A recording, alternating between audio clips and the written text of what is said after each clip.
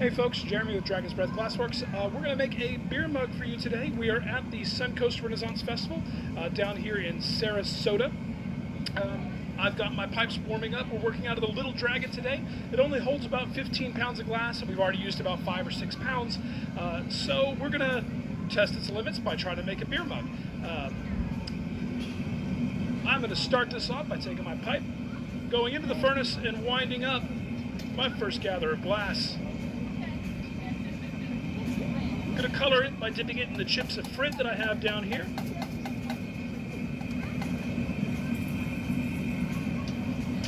And we'll melt that in. Now last week we were working with recycled glass out of this furnace.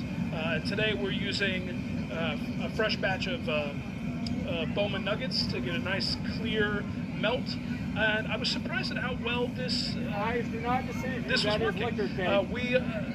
I expected some streaks and hints of the blue from the recycled glass from last weekend, but it's actually turned out nice and clear and clean. So we've got that fully melted in. I'm going to put a little bit of movement into the glass by rolling it across the table and turning it in place to create some friction. Let's take those spots and kind of swirl them up a little bit.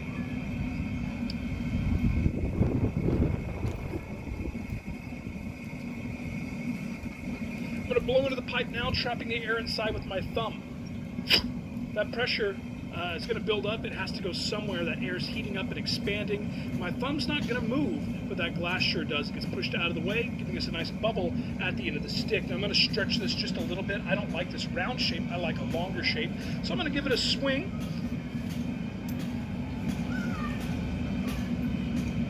There we go. And stretch that into more of a bullet shape. This is the shape that I like to start with. There's no right or wrong way necessarily. I shouldn't say that. There are definitely wrong ways to start, but there's no one right way to start. So I'm going to let this start to cool down now. I'm going to clean up the shape a little bit with the blades of my jacks. That's this tool here, the jacks, 2 blades connected by a spring. These are my jacks from Cutting Edge that I reviewed on the channel a little while ago. And, you know, I've grown to like them more and more as I use them. I've gotten used to the spring. I would definitely recommend those to anybody asking.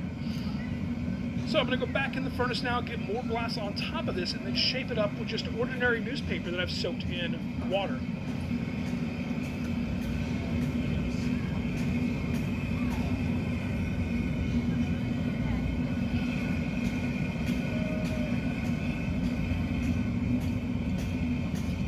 Now that I'm getting a little bit deeper into the furnace, I'm actually seeing some of that glass that have streaks in it from the recycled material from last weekend. It doesn't really surprise me, and it's still very minimal. Shaping this up, there's a jacket of steam that's forming between the paper and the glass. You can see it rolling off the paper right there. It is protecting the tool from the paper and the paper from the tool.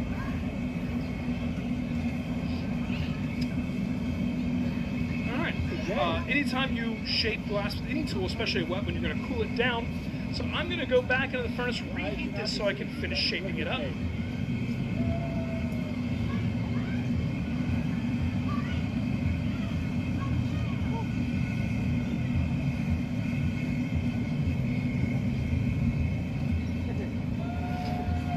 Shape up the tip of the glass first. This is cooling it down, which is going to make it stay a little thicker for the next step. I'm going to inflate this, stretching it out. And again, another little swing, this time not quite so aggressive. It is heavier and hotter, and therefore will stretch a lot easier.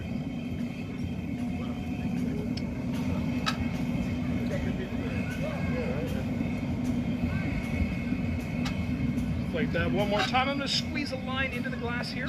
This line is called a jack line, and it will allow me to remove my mug from the pipe later in the process.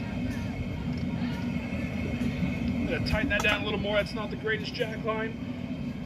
And I am from a school of thought that the jack lines are a little overrated. If you are working on real thin, delicate things, then absolutely you need a good jack line. But if you've got some meat at the top of the piece and you're planning on trimming anyway, it really isn't that important as long as you can control your heat. If there are any glass blowers watching this, a lot of them were just cringing when I said that for sure. But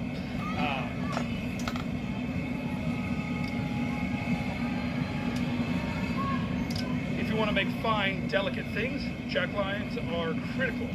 Otherwise, you know, you can get away with being a little sloppy.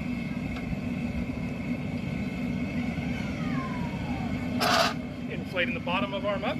And I'm going to flatten it. I could put a pad on the bottom, like a big cookie foot. But in this particular case, I'm just going to flatten the bottom with the blades of my jacks.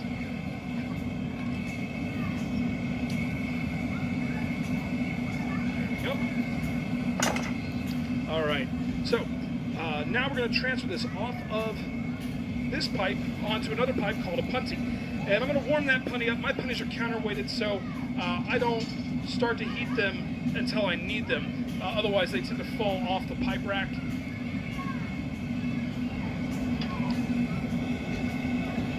So I'll take a flash of heat, let the temperature in the mug body settle down, and then I'll gather some glass on the end of my punty and shape up that glass for the transfer.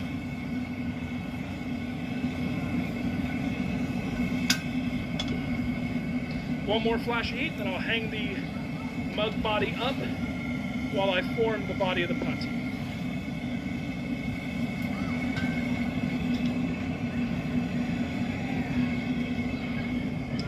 So go to the furnace, grab a little more glass.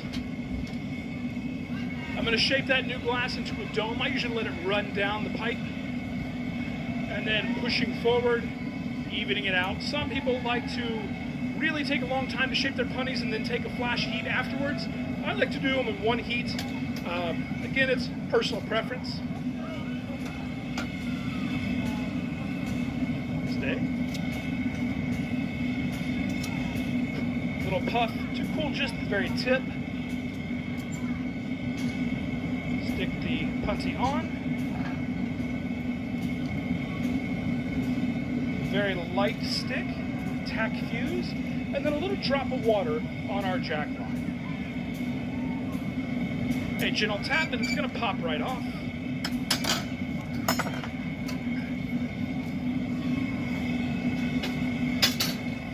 And now I'm going to reheat this, heating up the front edge. The front of the mug is the coldest part. It needs to become the hottest part. Okay. The one problem when you're working on something this size and you're working out of the furnace is that you can sometimes have the door open too long and lose your heat. That can make these take a little longer. Good day, folks. If you need any help, please let me know. Otherwise, browse and enjoy. We're making a mug here.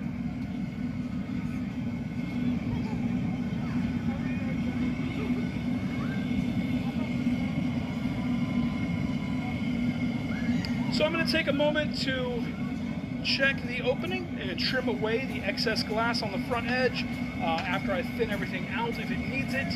You know, it really doesn't. It's pretty clean. Yeah, it's not a perfect lip, but for working solo outdoors in this environment, I'm okay with not perfect. So I'm going to warm up the top half of this and stretch it open so that I can then add the handle for the mug. How long these heats takes depends on a lot of things: the thickness of the glass, the color you're using, the temperature of the furnace, but even things like the outside air temperature, barometric pressure, humidity can all play a role. And so you can't set a timer. You just feel when it's ready. You can feel the way the glass pulls against the pipe. You can see the way it's moving. But really, it just comes down to practice and knowing in your gut when it is time to move on to that next step. So there we've got good heat. Stretch this open with the blades of the jacks.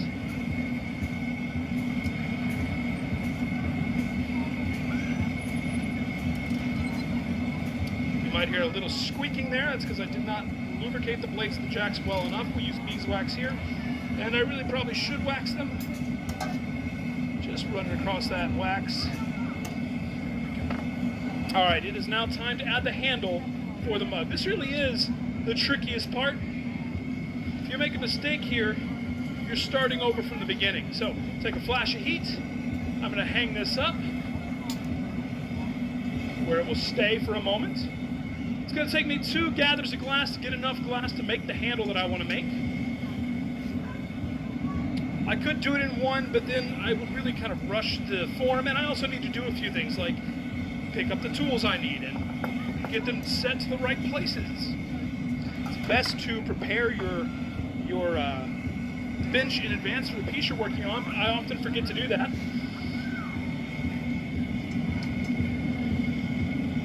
Go in to get more glass, shape it up a bit on the marver.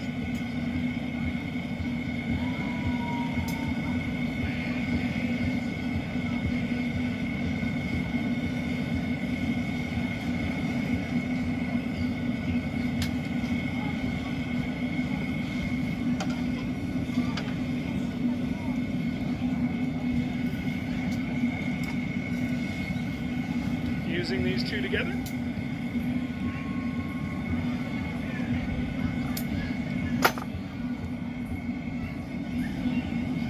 Hopefully I don't start a fire. It'll smolder, but it'll be okay. I'm gonna fuse these back together.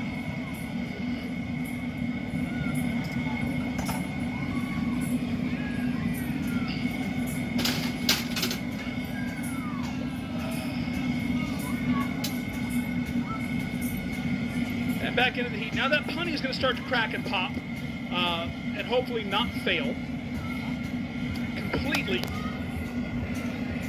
Unfortunately, I took just a little too long. The piece literally exploded into the furnace. Sometimes that's what happens when you are working by yourself in this kind of environment. It's been breezy and rainy, and honestly, probably what killed me was stopping for just that couple of seconds to pick that piece of glass up off the ground. I was almost out of glass. I guess I'm going to be working with blue glass today now. Sometimes that's just how it goes. Thanks for watching, folks. I'll leave a couple more videos up for you to take a look at. Here-ish will be the links. Thanks a lot. Enjoy your day. Good day.